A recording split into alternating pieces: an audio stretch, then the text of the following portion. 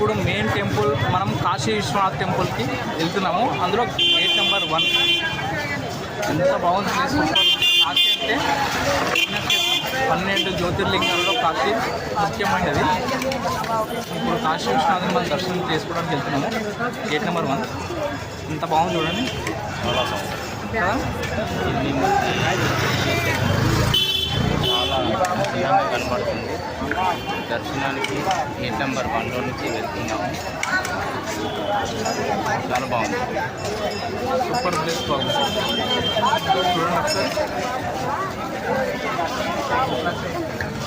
సిడియేనా